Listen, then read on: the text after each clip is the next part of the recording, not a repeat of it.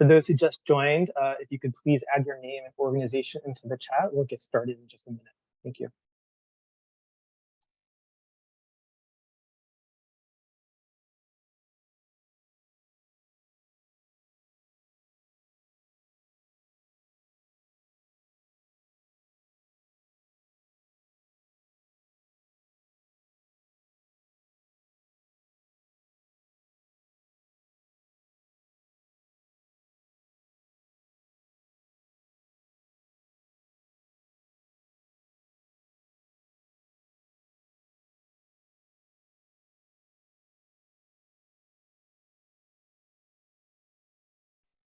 All right, I think the number of new participants is slowing down. So why don't we go ahead and get started? Good afternoon or good morning, everyone. My name is Todd Novick. I'm the Senior Director of Sustainability Policy at the National Housing Trust, and I will be our MC for today. Thank you so much for joining. This is the third installment of our IRA Bootcamp series, and we really appreciate your continued participation.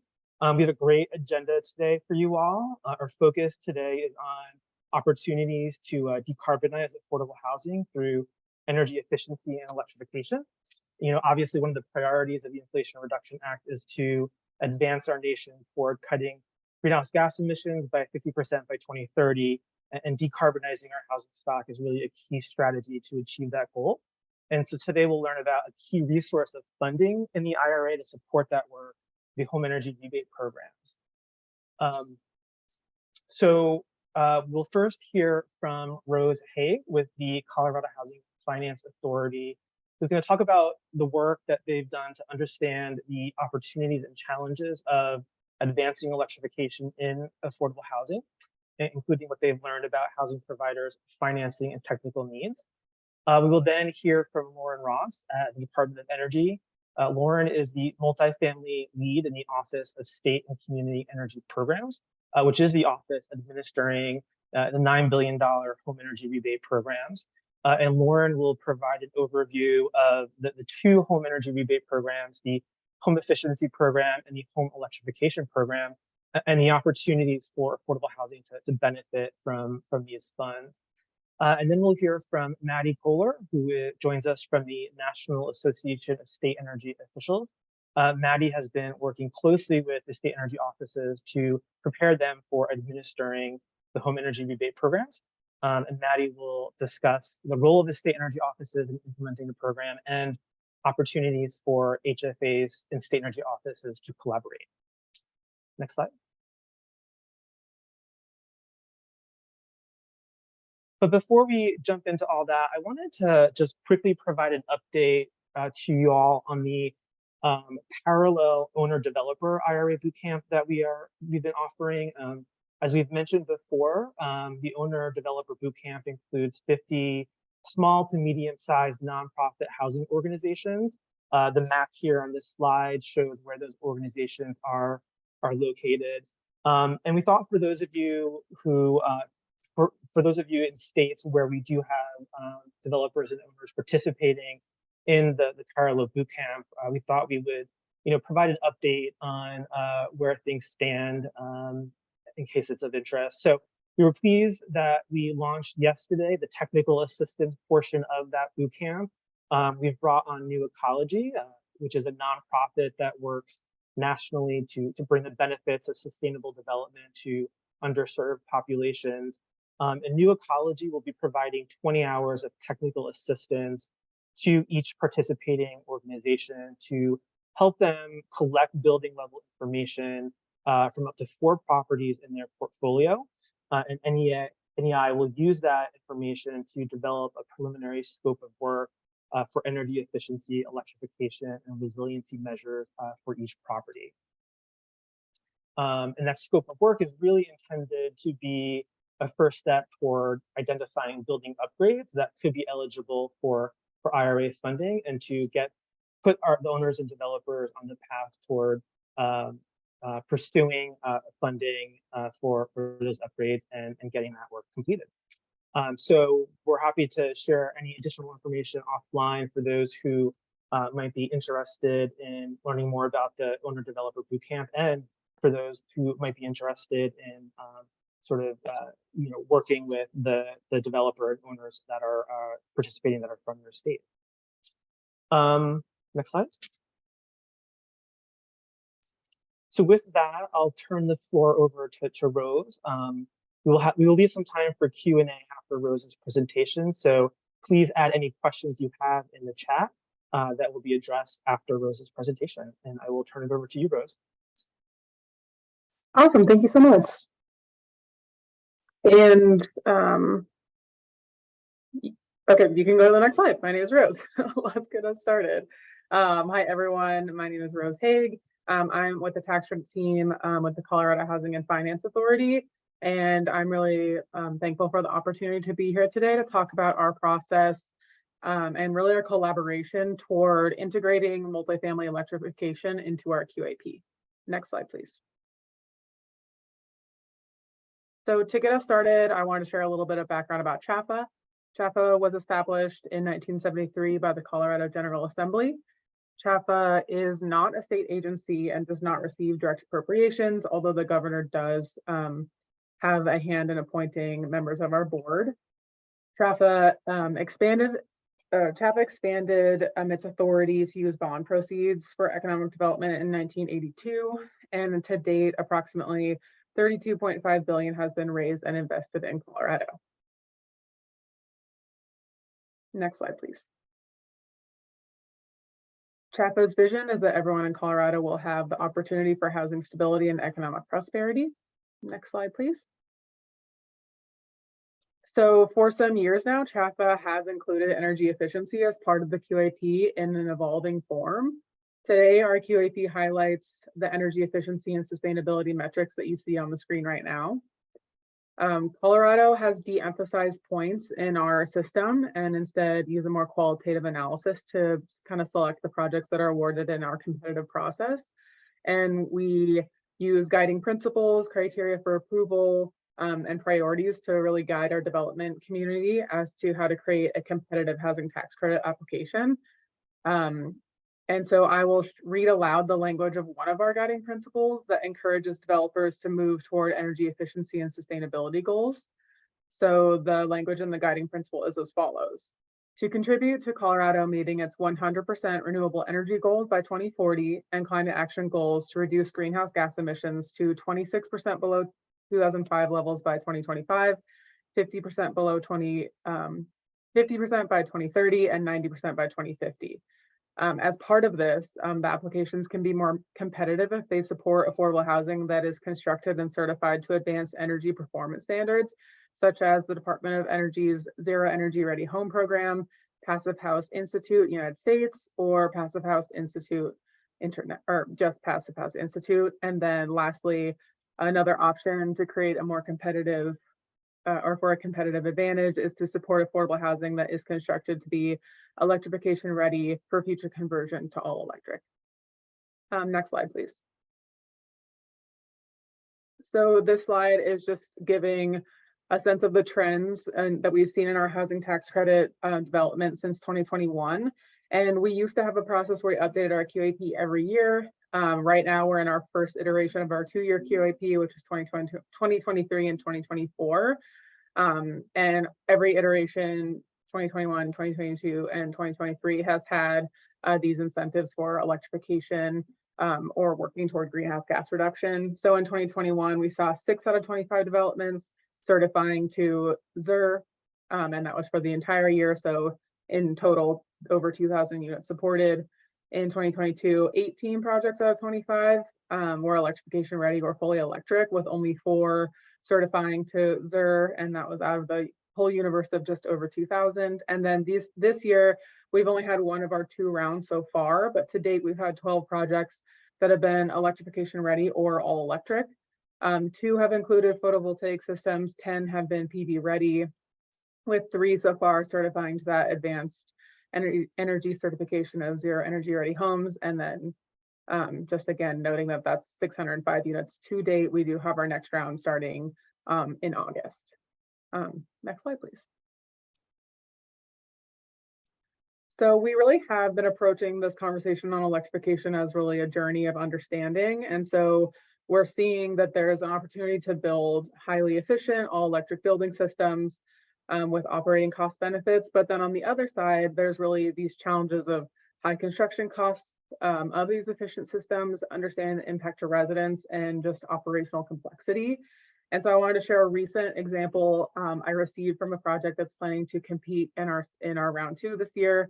They are pursuing a fully electric design with solar, and they indicate that the roof-mounted solar system is expected to add over $900,000 to the total development cost. For this project, they've determined that heat pumps are the most feasible electric option for operations, and they're anticipated to add over $1 million or $4,000 per unit to the cost of the project. So these are, these aren't cost about an eye at, but at the same time, the solar is estimated to offset as much as 85% of the electricity consumption, and the design will reduce the carbon footprint of the project. So here's just an example of us, grappling and developers grappling with this cost benefit analysis of how do we make electrification work while still maximizing the affordability in these buildings. And as we first started really looking through the information that's available, we saw 2 sets of information. There was sort of the advocacy data that really focused on outcomes in terms of greenhouse gas reduction, energy efficiency, but with little emphasis on the cost implications of these projects. And then on the other side of the wheelhouse, we saw this financial data that really focused on the operational upfront cost challenges with a lot less emphasis on those achieved outcomes in terms of energy efficiency and greenhouse gas reduction. And so this was where CHFA really found an opportunity to lean into resources and partnerships to really fill in this information gap that we were experiencing. Next slide, please. So we looked to create this information that we were not finding because we wanted to make informed decisions about how to incorporate electrification into our QAP to create the best outcome and avoid barriers for our development partners. And so CHFA partnered with the Colorado Department of Local Affairs and the Colorado Energy Office to commission the 2021 Housing Tax Credit Building Electrification Report, which I'll go a little bit more into on the next slide. And then out of that came another opportunity for collaboration to create the Multifamily Electrification Resource Hub, which I will also touch on a future slide. So with that, we'll go to the next slide, please. So out of the collaboration with DOLA and CEO was created this Housing Tax Credit Building Electrification Report, and it was prepared by Group 14 Engineering. The report uses data collected from a group of housing tax credit projects that have been awarded in Colorado, and we use a set that were awarded between 2015 and 2019. And there was a mix of projects that were all electric and mixed fuel because we really wanted to understand the cost and achieved outcomes of both models. And so it took a huge amount of collaboration and cooperation from our development partners as well, and we're very grateful for their participation. So out of this research, Group 14 identified opportunities and challenges, which informed the recommendations of the report they provided. I also wanted to note that in the footer of this slide, which will be shared at the end of this presentation, there is a link to the report, and I will also put it into the chat as soon as I conclude my presentation. So next slide, please. So the recommendations from the report are as you see on screen. So new funding for electrification tied to housing tax credit awards, all electric design guide playbook, the creation of the electrification resource hub, looking for more incentives for electrification through the QAP, and then additional research. Of these recommendations, CHFA has already been working to incorporate electrification into the QAP over some number of years, as well as kind of other energy efficiency and sustainability metrics, as I mentioned earlier. So our next step out of these recommendations really was to pursue the electrification resource hub, which I will explain on the next slide. So the 2022-2023 Multifamily Electrification Resource Hub is, as I've mentioned, a direct result of the recommendation of the report. And the purpose of the hub is to create a one-stop resource to support affordable housing developers, stakeholders with technical information and resources through case studies and other key considerations. The hub is another example of a really great opportunity for collaboration between CHFA, the Department of Local Affairs, the Colorado Energy Office, and Energy Outreach Colorado. And so we have been meeting with a steering committee that we convened this year to help really shape the hub and what it will include to really make the most benefit. And this group includes a wide variety of stakeholders, as well as Group 14 engineering. And then out of the steering committee, we also held a few focus groups to really solicit feedback from the community to understand really what they're looking for in this type of hub.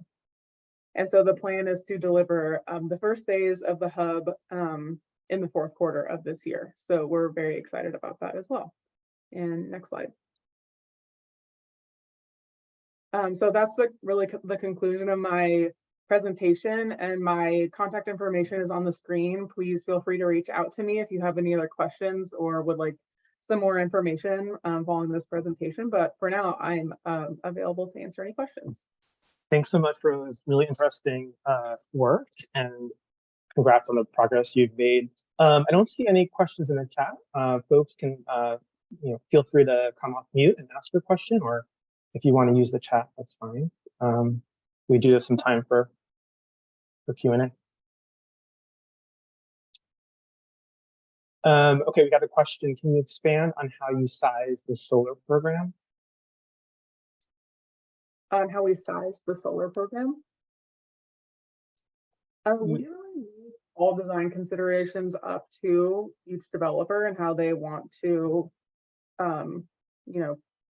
include energy efficiency of any sort into their project. And so the QAP does not have any kind of size requirements for a solar program. There's just we take into consideration if they are including kind of a photovoltaic ready design, or if they, we like to really understand the cost implications and also the benefits if they do choose to include solar. And so it isn't really about a size consideration. It's just us wanting to really understand project by project what makes most sense for that developer and for that community. Any other questions for Rose?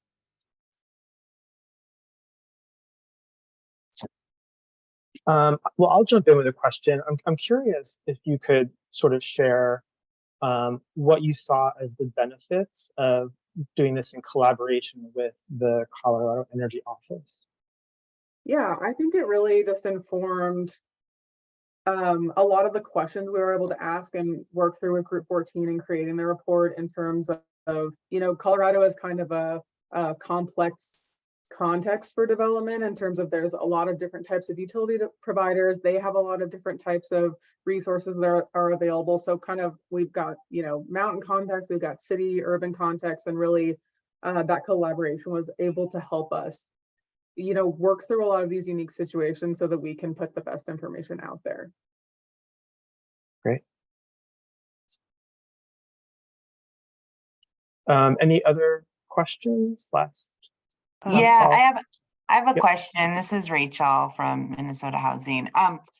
One of your slides, you talked about the your multifamily sort of electrification resource hub that was sort of cross or interagency, and that you're going to be implementing things in Q4. Could you talk a little bit more about the structure of that? Was that set up by legislation or just interagency agreements? And yeah, what you're moving to implementation in Q4? Sure. Yeah. So it will be kind of a website context where that's really still being built out. So I don't have a lot of detail to share today about what exactly that will look like. But there's no kind of legislation that put this in place or anything. It was really a direct result of a recommendation from the electrification report. And the collaboration has really just taken place by way of the steering committee and the focus groups that have informed what will be in this electrification hub. And we have worked with a third-party vendor who is Enterprise Green Communities, and they're the ones who are really taking all the feedback we've gained from the steering committee and from our focus groups to build the resource, which will be a web page available later this year. Thanks. Mhm.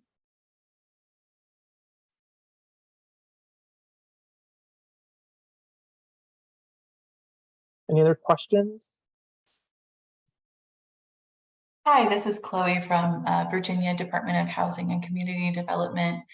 We have in Virginia a similar setup where we have a housing development authority. It's separate in its administration of the LIHTC credit program from National Housing Trust Fund or home or state funding sources. And I wondered, Rose, if you had worked or any of your feedback from stakeholders had been to sort of closely align how other funding sources go directly into the support of the increased costs of like visitor certification or the additional equipment or labor costs that go into electrifying buildings? Yeah, I think the focus really has been on looking at existing resources that developers can pursue for gap funding in those situations. And in particular, a lot of what the report is looking at is trying to parse out the per unit impact of these different types of, design implications for energy efficiency and sustainability and electrification. And so I think maybe less of a focus on alignment of those resources and more of creating a roadmap toward how to access these resources or what resources really are available or are becoming available that specifically are available to these projects who are pursuing these energy efficiency and sustainability kind of milestones. Got it. So more of a roadmap for the developers and those teams to figure out how to best layer their capital resources versus providing funding incentives through other programs to bring about more electrification. Yeah, exactly. Got it. Thank you. Great. Any other questions? All right, then let's move on to our next speaker. As Rose mentioned, one of the challenges to electrification is obviously the resources needed. Unfortunately, we have Lauren Ross here from the Department of Energy, who is going to provide an overview of the $9 billion in IRA for home energy rebates. So thanks so much, Lauren, for being here.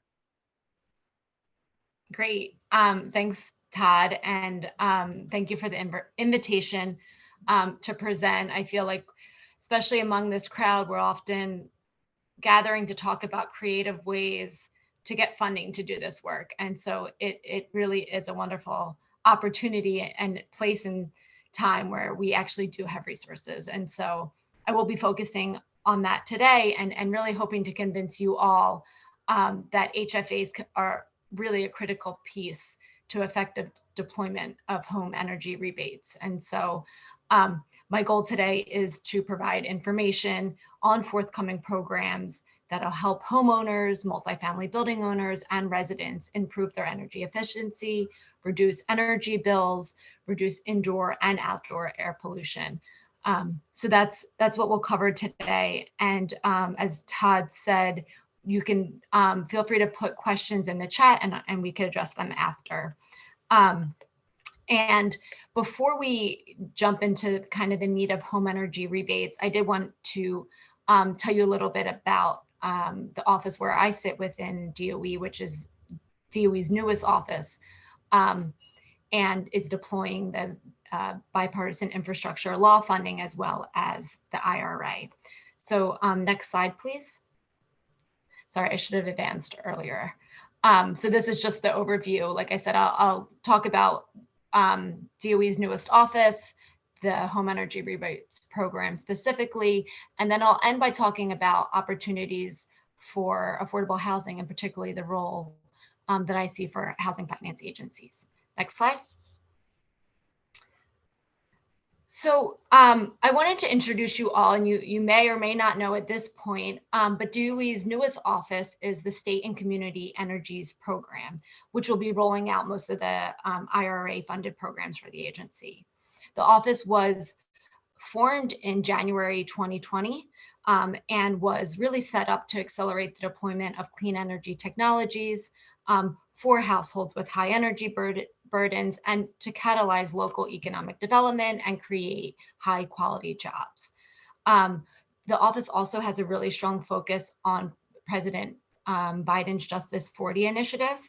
This is to deliver 40% of clean energy investment benefits to disadvantaged communities and those that are experiencing the impacts of climate change the most.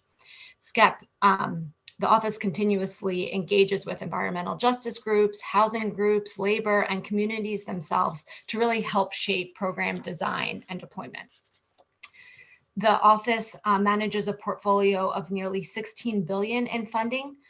And when you combine all annual appropriations, as I mentioned, the bipartisan infrastructure law and the IRA. Next slide. All of the programs that represent that 16 billion are laid out here. And as I mentioned, SCEP includes foundational programs that are made available through appropriations like Weatherization Assistance Program, State Energy Program, and then as well as some new programs like the Energy Efficiency Conservation Block Grants. And now SCEP's purview is growing as we take on the important work made available through the IRA. The blue bubbles here on this slide represent the programs that have been newly added to the SCEP office mandate from the IRA. As you see, kind of the biggest one in the right-hand corner represents the home energy rebates, which is of course the focus of today's conversation. Next slide, please. So at this point, I imagine being your third boot camp session, you're very familiar with the IRA. But as just a quick reminder, it was passed back in August 2022. It's a really big deal. It's the biggest swing we've taken at tackling the climate crisis. And the legislation contains a lot of great programs, including some key provisions that help homeowners make energy upgrades to their homes and cut their monthly energy costs. If we do this right, if we get this right, we really hope to transform the market, bringing down the cost of retrofits, increasing the demand for a workforce, and innovative clean energy home solutions. As I said before, I see this as a huge investment for affordable housing too, as we'll get into the details of the home energy rebates, but a lot of programs are targeted directly at this sector. Next slide. So this slide shows the various programs and the federal agencies involved in the total $369 billion in climate and energy spending made available through the IRA. The top row, or most of the top row, captures provisions within the IRA that will be flowing through the US Department of Energy. And then if you maybe advance just to get the animation here, that highlighted block there will be the focus of today's conversation and represents nearly $9 billion in home energy rebates to make electricity and efficiency upgrades more affordable for households across the country. These funds technically come from two provisions, one primarily focused on whole home retrofits that save energy, and another focused on incentives for efficient electric technologies for low and moderate income households. Next slide. So at this point now, I'll jump into talking about the home energy rebates specifically, but I wanted to kind of give you the context and where this funding sits within DOE and the broader IRA. And moving forward, for the sake of simplicity, we'll refer to the rebates focused on whole home retrofits as the home efficiency rebates, and the rebates focused on electric equipment as the home electrification rebates. Together, these are the home energy rebates. So as I mentioned, funding for these two provisions adds up to $8.8 billion, and Congress has designated these funds to be available until September 30th, 2031. So almost 10 years. And the bulk of these funds will be awarded directly to state energy offices for program implementation, as well as $225 million to be awarded to Indian tribes specifically for home electrification rebates. And states and Indian tribes may use these funds to provide rebates to households, contractors, or others, determine eligibility of households for rebates based on income, work with trusted contractors and retailers to streamline rebate processing for households, verify quality installation and document home energy upgrades, help households bundle funds and financing to further reduce upfront cost. So these rebates are really going to touch every piece of the whole home retrofit market. I mentioned workforce, evaluation, utilities, finance, and retailers, and so on. And so there's a lot of pieces here. And again, we're at DOE trying to focus on the larger system. Next slide, please. And these are just some of our main objectives. Through this program, we want to make sure that we have a positive, significant impact both in the near and long term. We're really focused on market transformation here. But specifically, we want to help households across the US enjoy lower energy bills and more comfortable homes. We want to make it easier to access and implement residential energy efficiency improvements. We want to attract and retain a qualified workforce to serve both single family and multifamily residents. And we want to spur durable market demand for residential efficiency by demonstrating value of energy upgrades and efficient homes to building owners, tenants, and investors. Next slide. So while there are specific requirements on how to use the different rebate programs, as you can see here from this slide, there's a long list of improvements as well as building types that are eligible for some type of rebate. The legislation clearly defines the eligible equipment for this program and also notes that the technologies must be at least Energy Star certified where applicable. Rebates can be used on single family, multifamily, and rental properties. And depending on the program, some can be used on new construction as well as existing homes. These can include the purchase of appliances carried out as part of a new construction, the replacement of a non-electric appliance, and as a first-time purchase for that appliance. So there's really a lot of flexibility in terms of, or a broad applicability of who's eligible for these rebates. Next slide, please. So I had mentioned earlier that the overwhelming majority of the home energy rebate funds will go directly to state energy offices and territories. And so let me do a little bit of the math here for you. The slide can be a bit overwhelming, but of the, so we start off with 8.8 billion. Some of it goes to Department of Energy for administration. But so of the original 8.8, 8.5 billion will go directly to states, tribes, and territories. At least 6.8 billion of that must go directly to rebates. Up to 20% of that 8.5 billion, though, can be used for states for program administration. We very much anticipate that the states may contract with private organizations, nonprofit organizations, utilities, and others to assist with implementing these programs. But here you can kind of get a breakdown of the magnitude.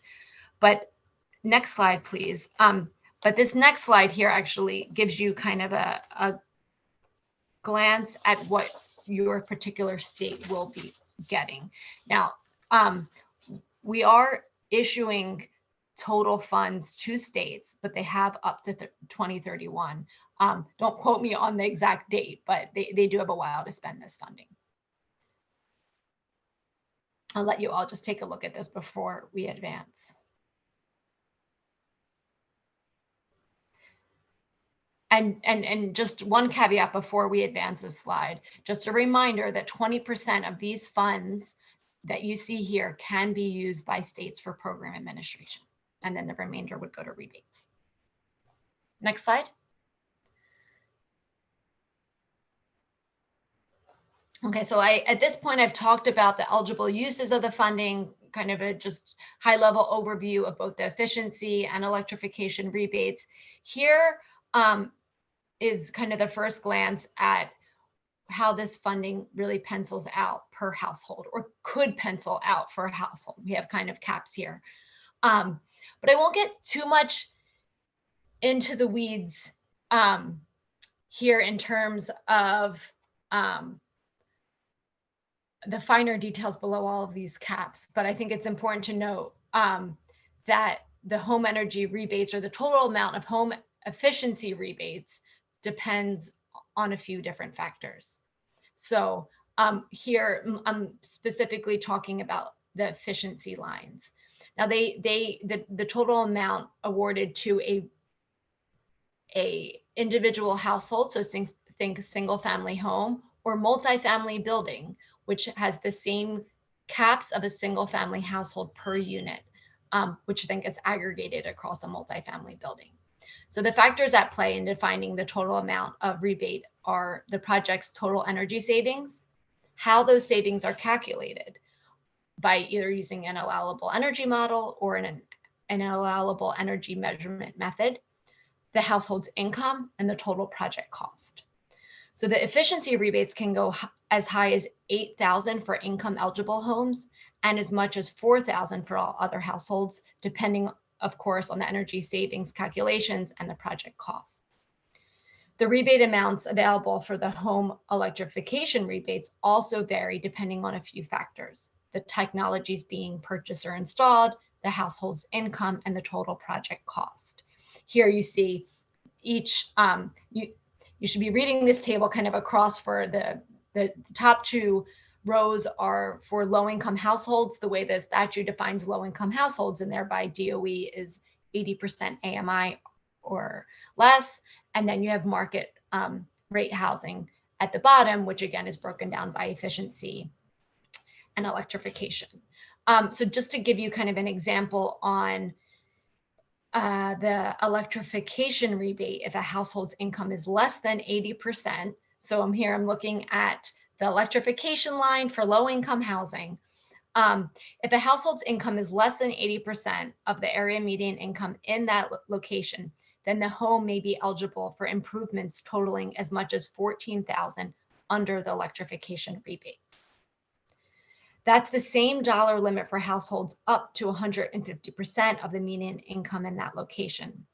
The difference is that for the lower income bracket, for the electrification side, rebates can pay for 100% of the cost. Whereas above that threshold, in the second income bracket, so above 80% AMI, rebates for electrification can only cover 50% of the cost for the improvements. So I'm pretty sure you'll have these slides after. You can sit with some of this math and eligibility. And I have a summary slide that follows. Will be a little bit better for understanding the breakdown for affordable housing. And households with, so I also want to do on the efficiency side, households with incomes higher than 150% of the median income are eligible for efficiency rebates, but not electrification rebates. Okay, so households above 150% AMI are only eligible for the efficiency rebates. Those households can receive up to $4,000 depending on the level of energy savings projected for the improvements they make and the total project cost. So this chart gives you a lot of additional details, but in the next slide, and you can advance, I parse out the amount for affordable housing, which kind of is just like a summary slide. So here you see the rebate levels depending on the level of efficiency improvements, with the higher rebates requiring energy savings greater than 35%. And then below the electrification rebates. So like I said just previously, up to 100% of the cost, not to exceed $14,000 per home, are low-income households are eligible for under electrification rebates. So there's finer details here. DOE is in the process of finalizing our guidance, and it should be released soon. But you'll also see something I haven't mentioned here. On the efficiency side, you see there's certain limits here: not to exceed 80% of project costs, not to exceed 80% per home or housing unit. States will have some flexibility in the caps they set for low-income households under the efficiency rebates. So that's something that's going to be determined at the state level. We will be issuing some guidance on that, but for now, that's really all we're able to share. So I hope that at least these last two slides give you a sense of the total rebates that can accrue to households and across multifamily buildings. Okay, next slide. So this is really my last content slide, and here I wanted to really highlight the main takeaways here for affordable housing. I see as the kind of the greatest opportunities, and also at the same time roles for housing finance agencies. The first bullet I have here is to establish relationships and partnerships with state energy offices. I think Rose did a wonderful job of showing what this looks like in practice. And more, I've been kind of having one foot in the energy and affordable housing space for over a decade now. And the partnerships at the state level that Rose described were very few and far between. But more and more in recent years, you are seeing relationships between the energy side, the housing side, and some really great coordination at the state level. I'm hopeful that bill funding, IRA funding are going to accelerate and deepen those relationships. This is definitely an opportunity to do so. And so I think here I kind of, pose some questions that you may think about as, you are thinking about how to is your state ready, or what can you in your role in a housing finance agency do to help ensure that affordable housing gets its fair share of home energy rebates that will be allocated or administered by your state energy office. So, there's, I think, a lot of hats that HFAs can wear. First and foremost, I think a working relationship, a formal partnership with the state energy office is key. I don't think training energy officials up on affordable housing is the best use of time. Instead, it's, as we know, it's a very complicated space. And the more that HFAs can play a direct role, the better. There's definitely a need for market and outreach to owners and developers. Also, a lot of building owners are going to have to think about what investments make sense for their properties. How do they maximize these investments? Is there a role for helping them, to start on the energy planning? Also, affordable housing finance is extremely complex. What role can HFAs play to integrate rebates into their capital stacks for LIHTC projects? Rose also alluded to that earlier as well. All of that is very much in your wheelhouse. I think it should stay in your wheelhouse, and I hope you can really develop productive working relationships with state energy offices. Also, in terms of braiding the rebates with existing programs, I think it's a great idea to take stock of what's working in your state. How can rebates accelerate some of, or I don't want to say accelerate, but deepen some of the programs that exist now, so that owners know where to go to get financial support for energy efficiency, electrification, be it existing weatherization, utility programs, and so on. Also, DOE will be issuing guidance on how rebates can be combined with other federal, state, and local resources, so be on the lookout for that. And then one issue we didn't talk at great length today, but I hope is on your radar. A lot of states don't have I don't know how to say this, a strong, large workforce capable of doing this work in multifamily buildings. So, is there attention you can bring to growing, training this workforce? Department of Energy has a lot of resources right now on training workers in this space. I'm happy to provide resources to NHT if that's something you all are interested in, but we have to build the demand. We also have to make sure there is a workforce that can do this work in multifamily buildings, and I hope it's something that's on your radar.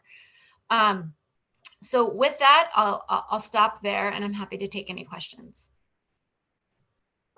Great, thanks so much. We did have a few questions come in through the chat. I think you addressed the first one. Is there any update as to when the final program guidance will be available? For now, I'll say by the end of the summer and hopefully sooner than later. Is there a max for multifamily buildings for electrification? Is there a sort of a, like, in terms of like, there's the energy efficiency where there's a max dollar amount, right, for No. building? Okay. No, that is the 14K per unit max. Okay. And electrification, unlike the efficiency rebates for multifamily, they're willing to cover up to 100% of project cost, not to exceed 14K per unit. Does income definition depend on household size? Yes. For AMI, states will be directed to go to HUD's calculations of median income, which is dependent on household size. And then to more easily braid rebate funds in the capital stacks, is DOE considering opportunities for HFAs to have a direct role in rebate administration for LIHTC and other multifamily properties? So I think that's where it will come. States have a great deal of flexibility in their program design, administration, implementation.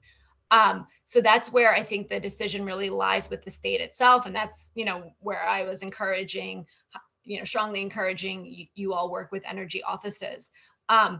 We will be putting out guidance. I don't think our guidance will necessarily prohibit that, but I think that, once guidance is out,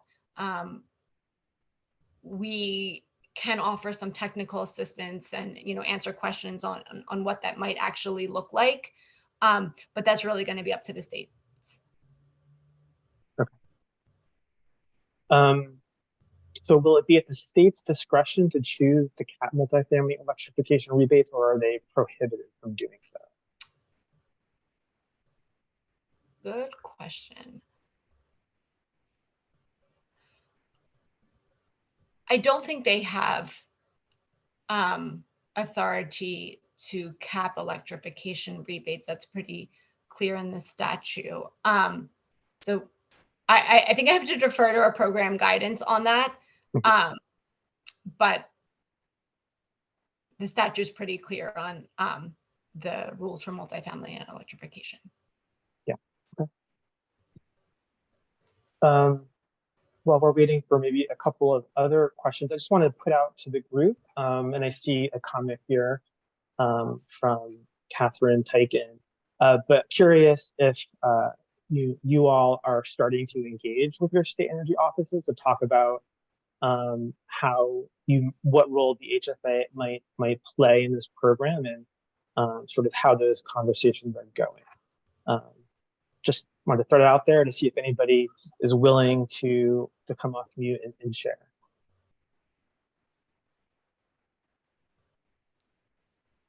Todd, there's also some folks with their hands up who might have questions or comments. Sorry about that. Madeline, can you? Yeah, Seema, did you want to go? Sure, thank you. You mentioned, tying it with the LIHTC projects and making it part of the capital stack. So are these rebates available upfront? So that is something that is going to, DOE is working on some guidance around that. There's a great deal of flexibility left to states, but more will come out around that issue in particular when we release our guidance. But we are actively thinking about upfront cost for building owners and for low-income residents too. Yeah, upfront is where we need the most for our developers. We're very aware, of course, of the upfront cost issue, both for low-income owners, renters, and building owners. Thank you. Sean, you had a question as well. Yeah, thanks. It was similar to the last question. I'm kind of thrown by the term rebate. So again, to have developers to do this, they need the money up front. When I think of rebates, it's like something, it's like reimbursement for something. Yeah. So again, I have to, kick some of this to when our program guidance will you know, which our official program guidance will cover, but we are also, like I said, dealing with the upfront cost issue, as well as, you know, opportunities for issuing rebates at point of sale. Sure, thank you. Sure.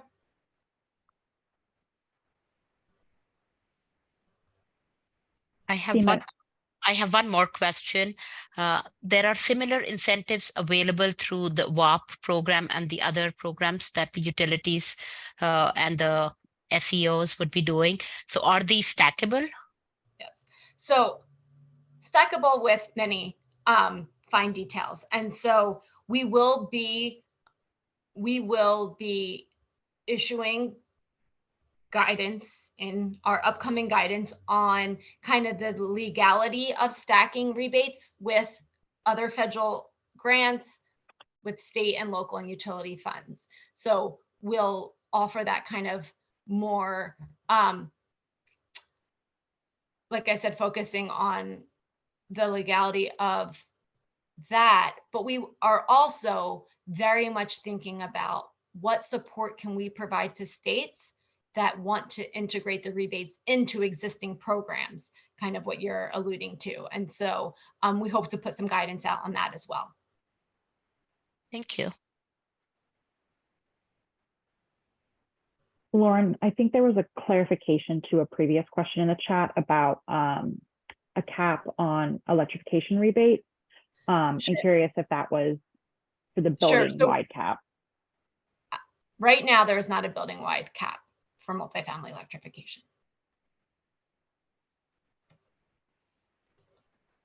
But it sounds like states might be able to impose a cap. Is that right? I don't think I can answer that right now. Okay. I could get back to you on that, but yep. I'm unsure. But right now there's a cap based on the statute.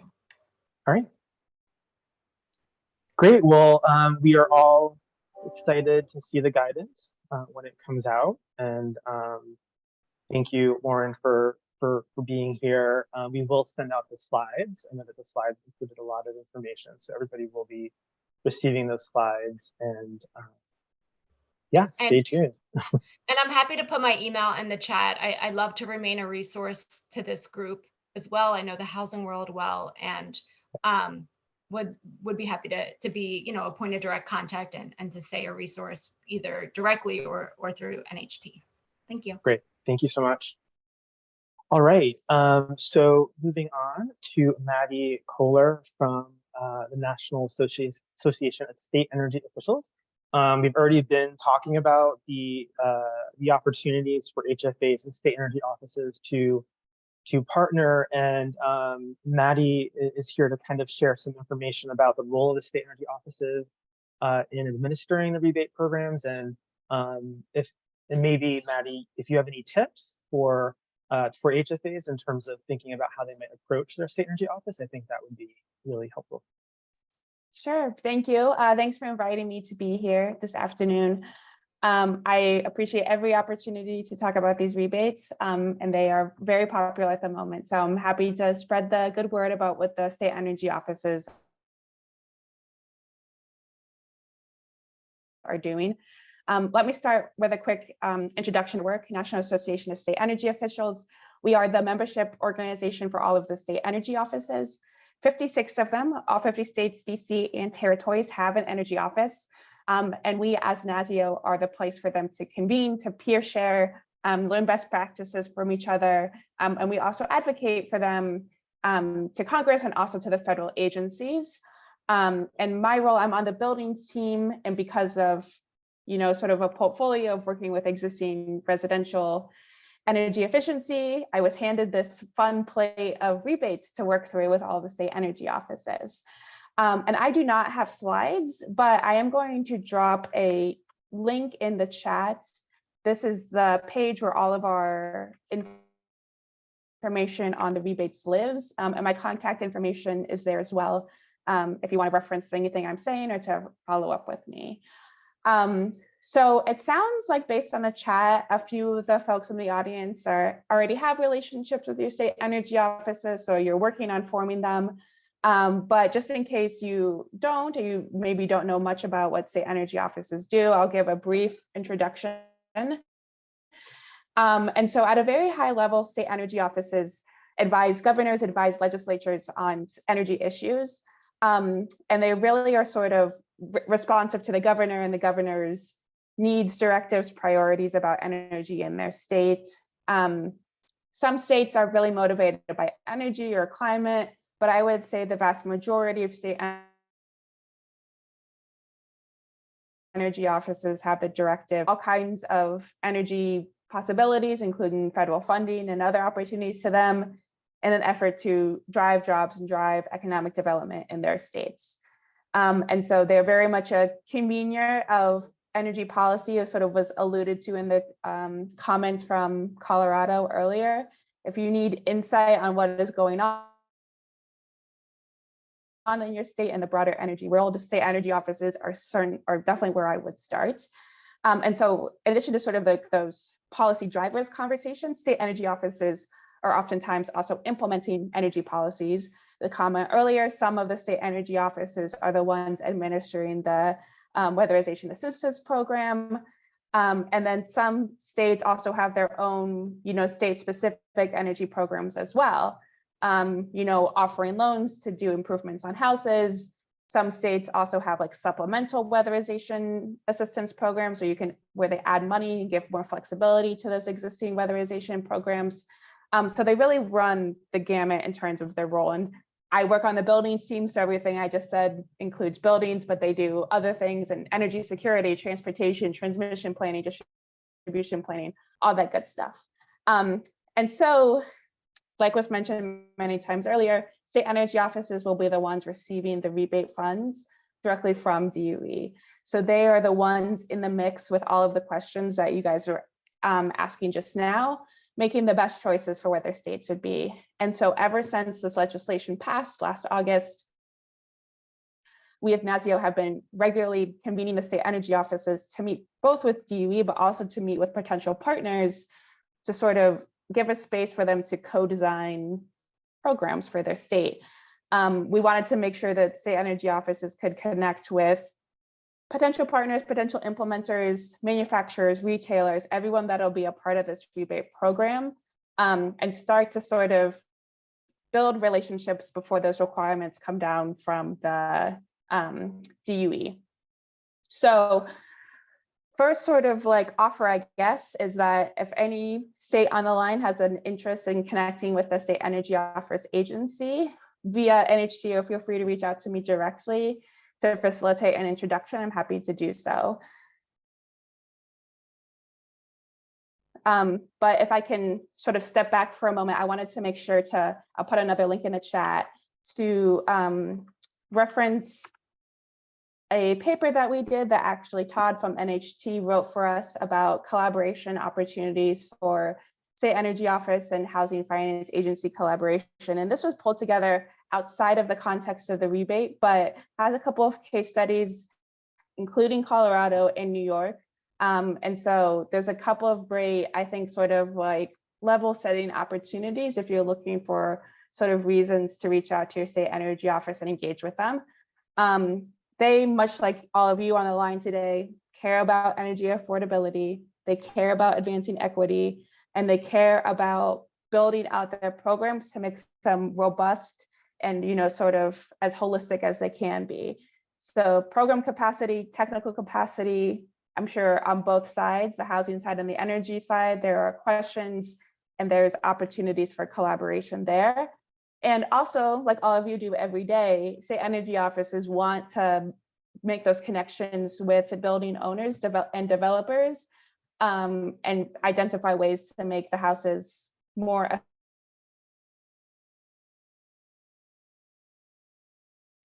efficient, and then if feasible, I want to sort of go back to sort of Lauren's point and Todd's request about sort of like opportunities and maybe tips for connecting with state energy offices. I think Lauren put together like a good list of reasons why housing finance agencies want to get involved. And my tip, as Todd alluded to, was just I think state energy offices have a lot of programmatic ideas coming at them from every single angle right now.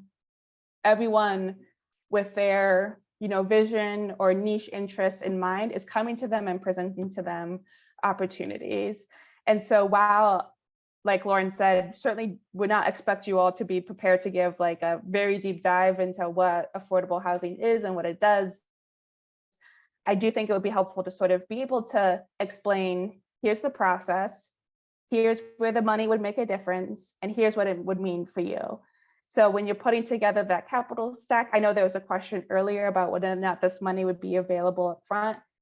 That sort of like key need and everything that goes along with that, to be able to communicate it to the state energy office to say, I need this amount of money reserved for X many years so that we can execute on this project. Like those like sort of like key design things that they may or may not know, but you all certainly do, in order to be able to execute these programs. So if anyone on the line has visions of what this program could be, I would say, doesn't have to be very extensive. A couple minutes is fine, but just putting together what you think is a great flow for these programs to be able to share them with the state energy offices. Just as a starting place to sort of have a conversation, to be able to say, we think the money could flow like this. It'll get you to your goal of reaching affordable housing. Here's how we think that could work. And doesn't have to be, like I said, doesn't have to be set in stone or final or anything like that, but just having an idea of what it could look like, I think will be very helpful to the state energy offices just to wrap their mind around the process. And also to Lauren's point earlier about workforce, especially for multifamily, that will be a giant question mark as well. So for all of you that are interested in sort of broaching this topic with just state energy offices, I would be prepared with whatever it is that you know about your existing workforce and what needs to change in order to get them to, the levels that we need them to get them to be able to execute on these programs. So just this week, this past Monday on the 17th, DOE released an ALRD for contractor training funds that'll be available to the state energy offices in order to execute on these rebate programs. So you will see in that document the kinds of questions that state energy offices will have to answer in order to access those funds as a state energy, access those funds from DOE. So DOE is asking questions along the lines of like, what is the current status of workforce in your state? What's your projections for what state needs are? And so if you're able to answer any of those questions to sort of, tag along with your idea for what the vision of these programs could look like, I think it'll be very helpful to a state energy office because they have to put together these sort of state workforce plans in order to access that workforce money from DOE. So let me just conclude by saying that I agree that with Lauren's point earlier is that there's a great opportunity here for housing finance agencies to get involved. My recommendation though would be, if you're interested in having access to that money, is to get involved with the design of the implementation of these programs as much as you can, because in order to make sure that is affordable housing is a path forward, it needs to be there from the design of the program itself. So that would be my recommendation, is to get involved with the planning as much as you can, because I wouldn't necessarily count on it being available. So I think that's enough for now. The first chat from me is a link to the page that I referenced before. It has everything that we know about the rebates, including some past webinars that we've done in the past with some, I call them roundtables with industry. We brought together, perspectives from retailers, perspectives from manufacturers to give state energy offices an idea of what the industry is thinking about these programs. And another thanks to Todd for participating in one about financing. And so much like all of you, we are kind of in a mode of waiting to see what DOE releases in those program requirements, and then we were all springing into action when should they go live and start putting together applications, and then actually getting the money for the states. So it'll be an exciting time ahead. And like I'll just wrap up by saying, if anyone is interested in forging connections with your state energy office, please let me or let NHT know, and happy to facilitate those kinds of things. So thank you, Todd. I'll turn it back to you. Yeah, thanks so much, Maddie. And maybe you can put your email address in the chat. Sure. I'm not sure. So yeah, so we have some time for questions. Does anybody have any questions for Maddie?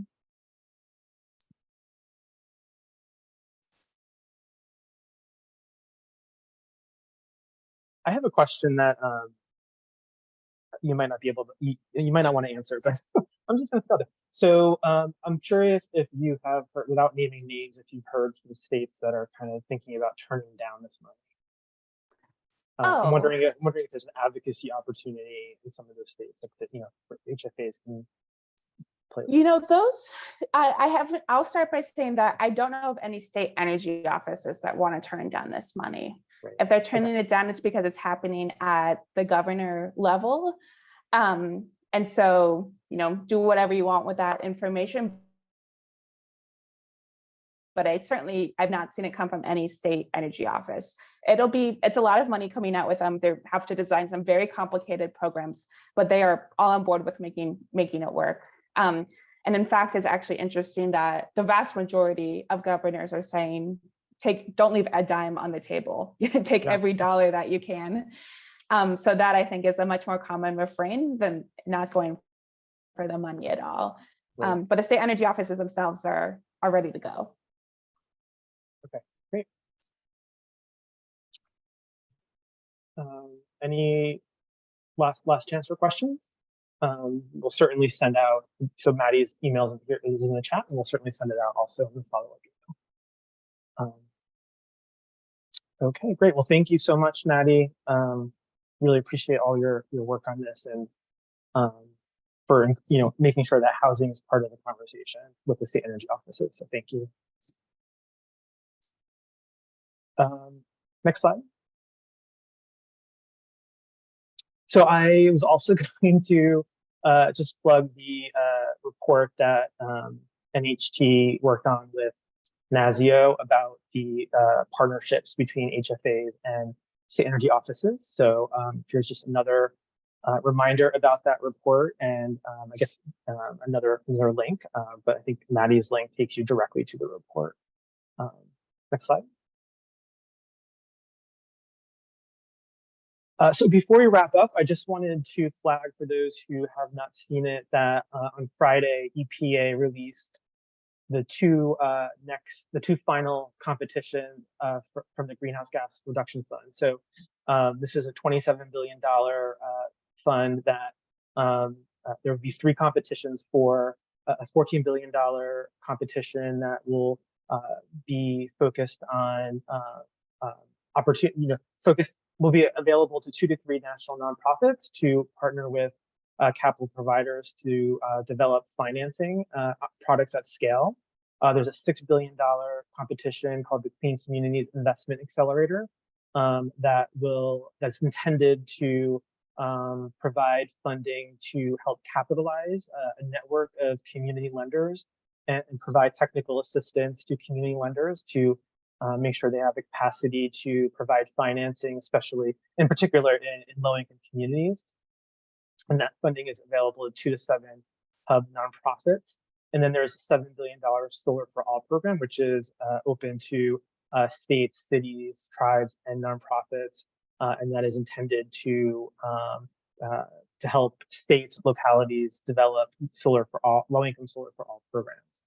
I wanted to just quickly highlight from the recent NOFOs that came out that there really is a priority in within the guidance for specifically decarbonizing existing buildings, but also EPA has identified specific examples of top priorities within that kind of category, including decarbonizing affordable multifamily housing, whole home retrofits for single family homes, decarbonization retrofits as part of adaptive reuse of existing buildings, and new construction of net zero residential buildings that are in low-income communities. This is something that was not in the original framework, new construction, but there was a lot of advocacy to ensure that it is included.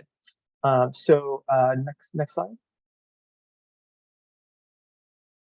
So our next webinar together will focus on the Greenhouse Gas Reduction Fund and kind of provide an overview of the NOFOs and pathways for HFAs to support developers in accessing financing. We are hoping to have EPA attend that session and provide information, answer any questions. But before that, we have our first HFA cohort sharing session scheduled for July 26th. So we decided to provide this opportunity because we realized that through these sessions, we are just providing a lot of information at you, a lot of PowerPoint slides, and we also wanted to create space for you all to get into dialogue and to learn from each other about sharing some of the challenges that you all are anticipating, and lessons learned, and best practices. So our first sharing session will be on July 26th, and this will be very light on information sharing from us, from NHT, and more sort of facilitating a conversation among you all. And this session will focus on structuring resources to both incentivize developers to pursue funding, but also making sure that HFAs are also benefiting. We heard that was a top priority, and that folks really wanted to dig into that. And then August 23rd, we are looking to focus that session on clean energy tax credits. We expect additional guidance from IRS on some of the tax credits, including a low-income solar bonus tax credit shortly. And so we'll focus on that session on tax credits. And that is it from us. Thank you all so much for participating and continuing to stay engaged, and we look forward to seeing you at a later date. Thank you so much.